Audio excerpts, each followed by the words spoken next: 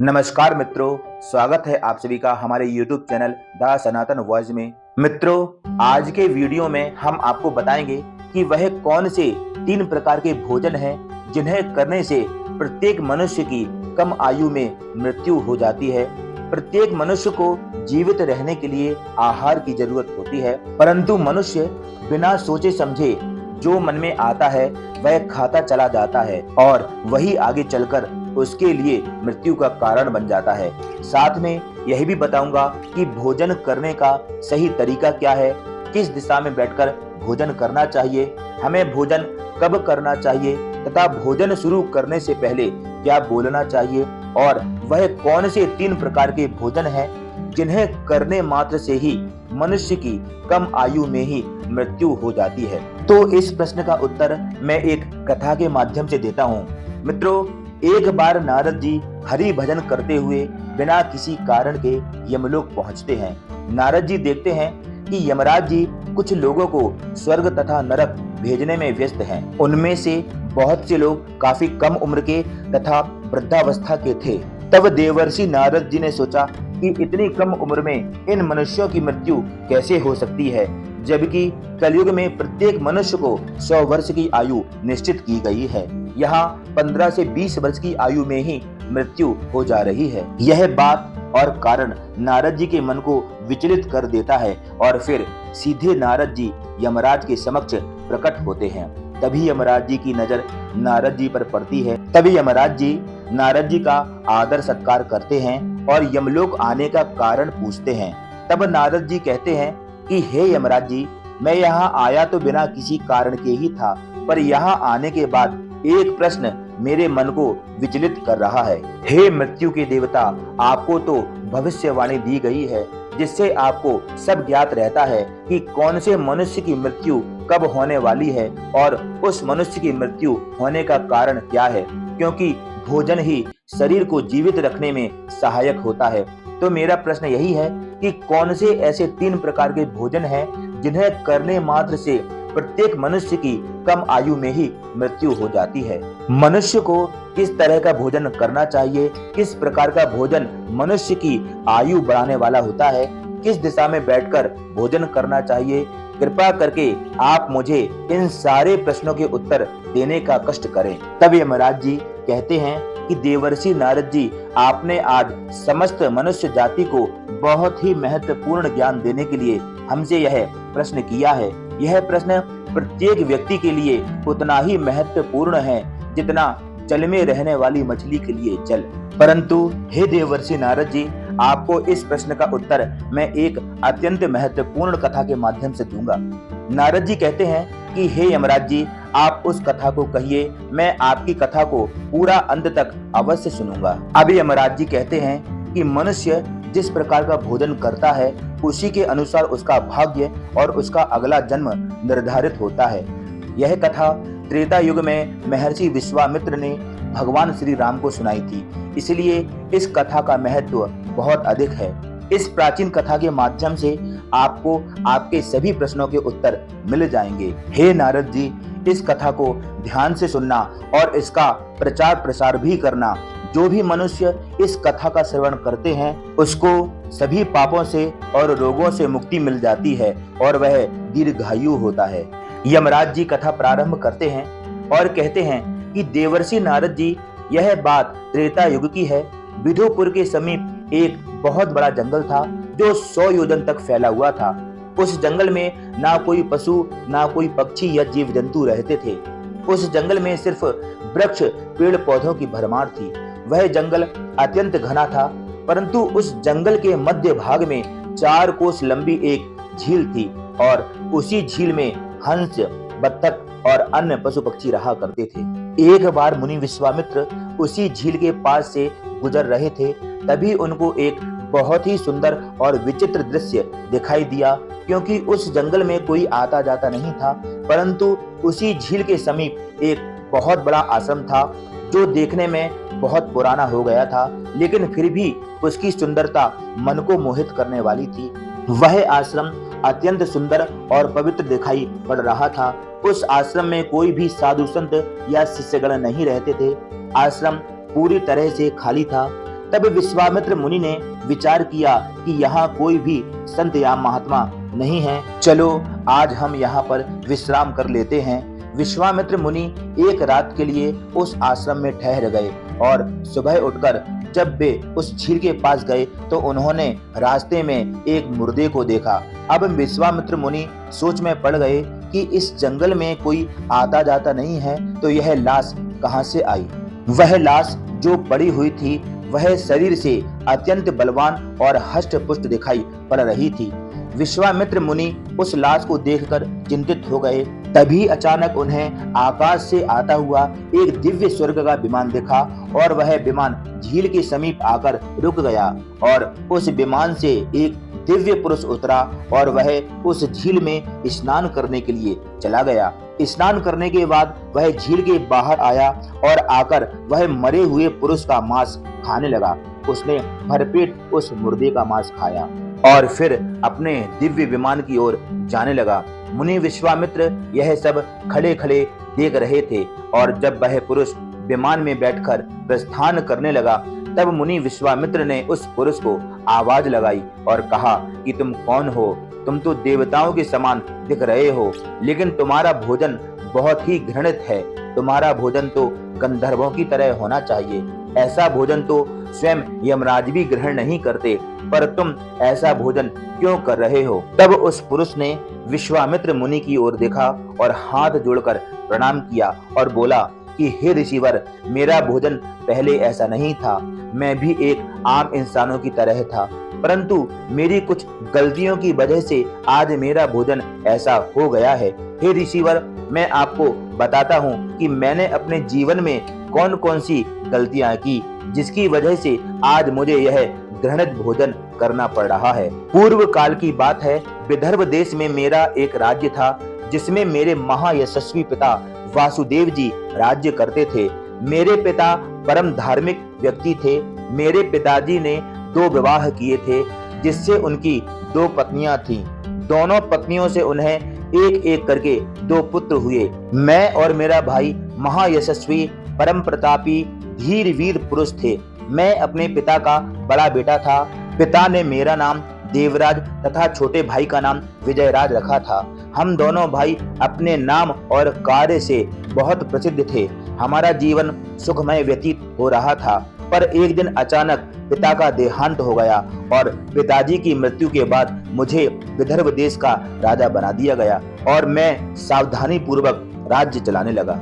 मुझे राज्य करते हुए कई साल व्यतीत हो गए। फिर एक दिन मुझे आध्यात्मिक शक्ति के बारे में पता चला और मैं बैरागी बन गया और उसी दिन घोषणा करवा दी कि मैंने राजपाट त्यागने का निर्णय कर लिया है और मृत्यु पर्यंत तपस्या करने का निश्चय करके वन में रहने के लिए चला गया और राज्य का कार्यभार अपने छोटे भाई विजयराज को सौंप दिया और उसे राजा बना दिया। और फिर मैंने इस झील में आकर कठोर तप करना प्रारंभ कर दिया। कई वर्षों तक इस झील के पानी में बैठकर तपस्या करता रहा। मेरी तपस्या को देखते हुए सभी देवतागण मुझसे बहुत प्रसन्न हुए और मेरी तपस्या के प्रभाव से मुझे ब्रह्मलोक की प्राप्ति हुई। लेकिन ब्रह्मलोक पहुंचने के बाद भी मुझे भूख और प्यास बहुत अधिक सताने लगी, क्योंकि ब्रह्मलोक में किसी को भी ना तो भूख लग सकती है, ना प्यास लगती और ना ही वो मनुष्य मर सकता है। वह अजर अमर अविनाशी हो जाता है, परंतु मेरी समस्त इंद्रियां भूख से तिलमिला उठती थी। हे मुनिवर, मैं अपने इस दुविधा के निवारण के लिए ब्रह्मलोक के सर्वश्रेष्ठ देवता ब्रह्मा जी के पास गया और उनसे पूछा कि हे भगवान, मैंने तो सुना है कि ब्रह्मलोक में किसी भी प्राणी को भूख और प्यास नहीं लगती, फिर मुझे भूख और प्यास इतना क्यों सता रही है? यह भूख मेरा पीछा क्यों नहीं छोड़ रही है?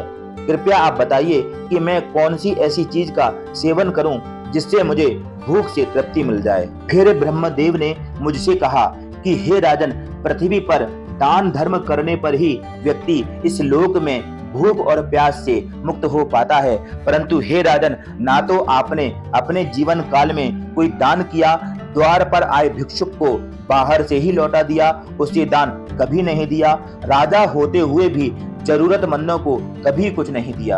आप राजा थे, आपने अपने राजमहल के समस्त प्रजाजनों को खुश रखा, परंतु राजमहल में रहकर भी द्वार पर आए अतिथियों को भोजन नहीं कराया और आपने सदैव ही अनुचित भोजन किया है और साथ ही बिना स्नान किए ही भोजन किया करते थे, जो कि शास्त्रों के हिसाब से निंदनीय पाप माना जाता है। और भोजन करने से पहले तुमने कभी भी ईश्वर को धन्यवाद नहीं किया। स्वादिष्ट भोजन को दूसरों को दिए बिना ही आपने उस भोजन को ग्रहण किया है। हे राजन, इसी कारण से यह पाप लगा है, इसलिए तुमको ब्रह्मलोक में रहते हुए भी भूख और प्यास का कष्ट उठाना पड़ रहा है। जब आप जीवित थे तो आपने अनेक प्रकार के स्वादिष्ट भोजन पकवान आदि का सेवन अकेले ही किया, दूसरों को नहीं दिए हैं, जिससे तुम्हारा शरीर तो बलवान बन गया, किंतु तुम्हारा पुण्य क्षीण हो गया और तुमने जो तपस्या की उसकी वजह से ब्रह्मलोक तो प्राप्त हो गया, परंतु तुम्हारी भूख और प्यास शांत नहीं हुई। हे राजन, तुम्हारी भूख को शांत करने का मेरे पास एक उपाय है। उस झील के पास तुम्हारा मृतक शरीर पड़ा हुआ है, तुम उसी का मांस खाकर अपनी भूख मिटाओ। जब ब्रह्मा जी ने इस प्रकार से मुझे समझाया तो मैंने ब्रह्मा जी से कहा कि हे प्रभु, अपने शरीर का भक्षण कर लेने के पश्चात मेरा क्या होगा? उसके बाद मैं क्या खाऊंगा? मेरे खाने के लिए कुछ भी शेष नहीं रहेगा। मैं एक ब्रह्म पुरुष हूँ, मैं किसी जीव की हत्या नहीं कर सकता। कृपया कुछ ऐसा भोजन बताइए जिसे खाने के बाद मेरी भूख हमेशा के लिए मिट जाए। तब ब्रह्मदेव कहते हैं कि हे राजन, तुम्हारा शरीर ही मैंने अक्षय बना दिया है, अब आप उसे जितना खाएंगे वह समाप्त नहीं होगा और ना ही वह बदबू देगा। तुम्हारे द्वारा खाए गए तुम्हारे ही शरीर के अंग दूसरे दिन फिर से ताजा हो जाएंगे। इस मृत शरीर के अंग फिर से उग आएंगे। अपने शरीर का मांस खाते खाते जब आपको 100 वर्ष बीत जाएंगे, तब इसी जंगल में एक दिन महर्षि विश्वामित्र पधारेंगे और उन्हीं के द्वारा तुम इस पाप से मुक्ति पा सकोगे। इस प्रकार से ब्रह्मा जी ने उस राजा को इसके पीछे का राज बताया। उस दिव्य पुरुष ने सारी सच्चाई विश्वामित्र मुनि को बता दी और कहने लगे कि हे मुनिवर, मुझे लगभग 100 वर्ष बीत चुके हैं अपने शरीर का मांस खाते खाते, और मैं प्रतीक्षा कर रहा हूँ कि कब मुनि विश्वामित्र जी आएंगे और कब मैं इस घृणित भोजन से छुटकारा पाऊंगा। उस राजन का इस प्रकार कथन सुनकर मुनि विश्वामित्र जी बोले कि हे राजन, कहो, आपके ही सौभाग्य से मैं यहाँ पर आया हूँ। मैं ही मुनि विश्वामित्र हूँ। कहिए राजन, मैं तुम्हारी किस प्रकार से सहायता कर सकता हूँ? तब राजा देवराज अत्यंत प्रसन्न हुआ और उनके चरणों में लेटकर वंदन करने लगा।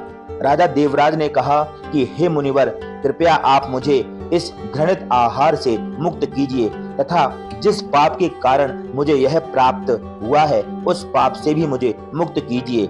मैं इस प्रकार का भोजन करते करते निराश हो चुका हूँ। हे महर्षि, आप मुझ पर कृपा करें। राजा देवराज की दुख भरी बातें सुनकर मुनि विश्वामित्र जी को उन पर दया आ गई और फिर विश्वामित्र जी ने राजा के मृत शरीर को जैसे ही छुआ, वह मृतक शरीर अदृश्य हो गया और इस तरह राजा देवराज इस पाप से मुक्त हो गए। और फिर मुनि विश्वामित्र जी से आज्ञा लेकर राजा उस दिव्य विमान में बैठकर ब्रह्मलोक चले गए।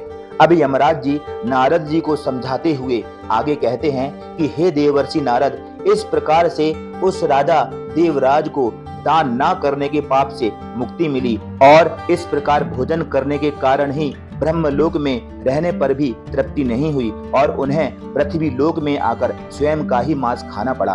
हे देवर्षि नारद जी, अब मैं आपको भोजन के कुछ नियम बताता हूँ, आप इन नियमों को ध्यान से सुनिए। भोजन प्रारंभ करने से पहले आपको 2 काम करने हैं। पहला काम तो आपको ये करना है कि आपको ईश्वर का धन्यवाद करना है जिसकी वजह से आपको ये भोजन प्राप्त हुआ।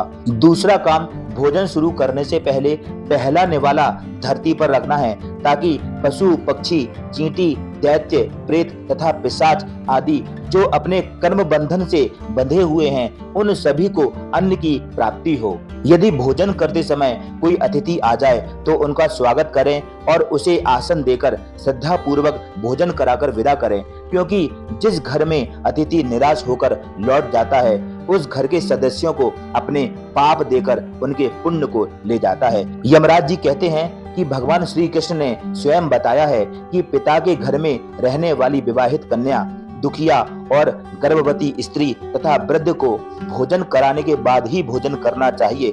इन सभी को भोजन कराए बिना जो स्वयं भोजन ग्रहण करता है, उनका भोजन पापमय बन जाता है। ऐसे व्यक्ति नरक में जाते हैं जो स्नान किए बिना ही भोजन करते हैं। उनका भोजन मल भक्षण के समान हो जाता है। जो मनुष्य बालक या वृद्ध आदि के हिस्से का भोजन करता है, वह विष्ठा के समान हो जाता है। मनुष्य को कभी भी दुराचारी व्यक्ति द्वारा दिया गया अथवा दूसरों के द्वारा अपमानित करके दिया गया भोजन कभी भी ग्रहण नहीं करना चाहिए, क्योंकि इससे उस मनुष्य को पाप लगता है। भोजन को एकाग्रचित होकर करना चाहिए। भोजन के प्रथम 3 निवाले मौन होकर करना चाहिए। इससे उसके मन के दुर्विचार समाप्त हो जाते हैं और शुभ विचार आने लगते हैं। भगवान की कृपा से उसे जीवन भर अन्न की कमी कभी महसूस नहीं होती। पूर्व दिशा में बैठकर भोजन करने से व्यक्ति रोगों से और मानसिक तनाव से मुक्त हो जाता है। बीमार बुजुर्गों को पूर्व दिशा की ओर मुख करके भोजन अवश्य करना चाहिए। इससे उनके स्वास्थ्य में सुधार आता है, क्योंकि पूर्व दिशा उगते हुए सूर्य की दिशा होती है और सूर्य देव बल, आरोग्य तथा दीर्घायु एवं यश प्रदान करते हैं। विद्या की अभिलाषा रखने वाले मनुष्य को उत्तर दिशा की ओर मुख करके भोजन करना चाहिए। यह दिशा देवी सरस्वती की दिशा है। ध्यान रहे, दक्षिण दिशा की ओर मुख करके भोजन कदापि ना करें, यह मृत्यु की दिशा होती है। इस दिशा में भोजन करने से मनुष्य की आयु कम होती है। टूटे फूटे बर्तन में भोजन कभी नहीं करना चाहिए। यह दुर्भाग्य को निमंत्रण देता है, जिससे घर में गरीबी आती है। स्वच्छ स्थान और साफ बर्तनों में भोजन करने से सौभाग्य में वृद्धि होती है। एकादशी के दिन तामसिक भोजन, लहसुन, प्याज आदि का सेवन नहीं करना चाहिए। एकादशी के दिन जो मनुष्य तामसिक भोजन, मांस, मदिरा आदि का सेवन करता है, लक्ष्मी उस घर को छोड़कर चली जाती है। भोजन का अपव्यय करना गलत माना गया है, इसलिए जितना आवश्यक हो उतना ही लेना चाहिए। कोई व्यक्ति साथ में भोजन कर रहा हो तो उसका भोजन समाप्त होने तक उठकर नहीं जाना चाहिए, क्योंकि इससे पितृ देवता नाराज हो जाते हैं। भोजन के बाद थाली में हाथ धोना अनुचित माना गया है। थाली में हाथ धोने से अन्न का अपमान होता है और मरने के बाद वह व्यक्ति नीच योनि में जन्म लेता है। सबसे महत्वपूर्ण बात ध्यान रहे कि कभी भी भोजन बिस्तर में बैठकर नहीं करना चाहिए। ऐसा करने पर व्यक्ति कई रोगों से ग्रसित हो जाता है। भोजन करते समय व्यक्ति को दिशाओं का, स्थान आदि का विशेष ध्यान रखना बहुत ही आवश्यक होता है, क्योंकि इससे अनिष्ट परिणाम प्राप्त होते हैं। यदि भोजन में किसी का पैर लग जाए या कोई लांघ जाए तो ऐसे भोजन को कदापि ना करें, क्योंकि ऐसा भोजन करने से व्यक्ति भिन्न भिन्न प्रकार के रोगों से पीड़ित रहता है या व्यक्ति की अकाल मृत्यु हो जाती है। भोजन में यदि बाल आ जाए तो ऐसा भोजन नहीं करना चाहिए। ऐसा भोजन प्रेतों को प्राप्त हो जाता है। ऐसा भोजन करने से कम आयु में मृत्यु हो जाती है। श्राद्ध में ब्राह्मण या अतिथि को भोजन कराने के बाद यदि आप इन्हें अपमानित करते हैं या अपशब्द बोलते हैं तो आपके पितृ देवता रुष्ट हो जाते हैं और आपके घर में शुभ कार्य रुक जाते हैं। भूमि पर ही भोजन करना शास्त्रों में सर्वश्रेष्ठ माना गया है। मनुष्य को क्रोध रहित होकर भोजन करना चाहिए। मध्य रात्रि में भोजन करना अशुभ माना गया है। टूटे फूटे पात्र में भोजन, खड़े होकर, लेटकर, दुखी मन से अवचेतन अवस्था में भोजन करने से घर में दरिद्रता आती है। विष्णु पुराण के अनुसार स्त्री को पति के बाद ही भोजन करना चाहिए। इससे पति की आयु लंबी होती है और स्त्री सदा सुहागिन रहती है। अंधकार में या आकाश के नीचे बैठकर भोजन नहीं करना चाहिए। भोजन करते समय सिर पे छत या वृक्ष की छाया अवश्य होनी चाहिए। अब यमराज जी कहते हैं कि हे देवर्षि नारद, अब तो आपको आपके प्रश्नों का उत्तर मिल गया होगा। नारद जी कहते हैं कि हे यमराज जी, मेरे प्रश्न का उत्तर मुझे मिल चुका है और मैं समझ गया हूँ कि किस प्रकार का और किस तरह से भोजन करने पर व्यक्ति की कम आयु में मृत्यु हो जाती है। अब मैं इस कथा को संपूर्ण जगत में विख्यात करूंगा। तो दोस्तों, आज का हमारा ये वीडियो, आज की हमारी ये जानकारी आपको कैसी लगी, अपने विचार कमेंट बॉक्स में जरूर बताइएगा। और हाँ, वीडियो को लाइक करें और चैनल को सब्सक्राइब जरूर करें ताकि नए वीडियो का नोटिफिकेशन आपको सबसे पहले मिल सके। तो मिलते हैं अगले किसी खास वीडियो में, तब तक के लिए जय श्री राम।